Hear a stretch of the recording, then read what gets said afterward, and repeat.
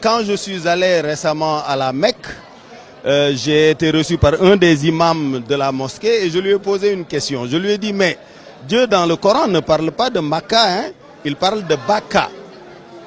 Et Baka renvoie étymologiquement aux pleurs.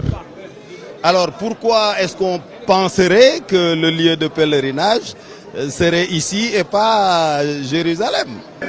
yow ngay borom xam-xam muy lay wala lu nit ñi mën a jox ngay samp leneen génn saxal ci lool génn loo ci de yàlla la génne ku yàlla génn nag nga génn. loolu nag nan la tudd ariddatu mooy murtat kooku génn na ci diine te ki nga xam ne mi ngi wax ji it nag gëmul kenn ci sunu sëriñ si ku mel nii ku ko fal xeex nga diine ci ku ko fal xeex nga suñu mag ñu baax ñi. dafa doon ree di tëb ba nga xam ne sax yëf yi soo ko xoolee daanaka won nit ñi ne l'islam nekkul di dara ba pare nag di ci kontaanaale. dama bëgg nga xool image bi décortiquer ko image bi day wax na muy waxee day wax ni muy yëkkatee mooy yéeg ni mu koy tegee lépp day wax kon wax jooju ci laa àtte ci ne islam muy ku weddi alquran weddi yonent bi sallallahu alayhi wa sallam weddi mboolem ponk yi nga xam ne moom la l'islam taxaw génn nga ci l'islam. Un beau jour, un arabe bédouin d'Arabie leur dit, je suis celui qui clôture la liste et je suis le patron de tous ceux qui m'ont précédé. Et ils ont tous préparé ma venue.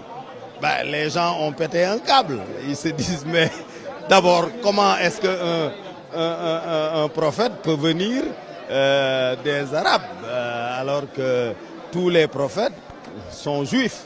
Le milliard et demi de musulmans qui se trouvent dans le monde condamnent avec vigueur ce genre de déclarations qui ne font que semer la confusion et qui ne servent que les ennemis de l'islam. Nous invitons Idrissa Seck à la Tauba, la vraie Tauba, à un retour réel, à rectifier ces déclarations. kooku weddina yàlla weddina yonent yàlla Muhammad sallallahu alayhi wa sallam. ndax franc-maçon la ci digg ba la nekk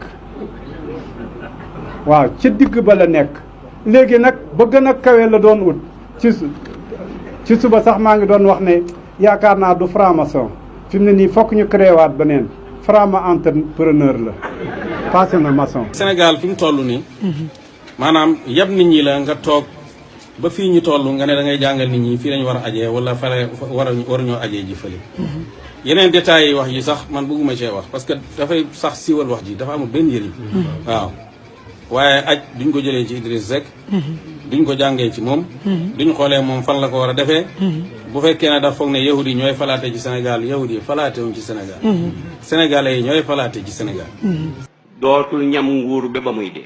waxam ji nag li muy tegtale mooy respecté wut pas-pas sénégalais yi. man yàlla la am ak yonent bi te billaahi du am dara du am tus nañ dem nag weddi gis bokku ci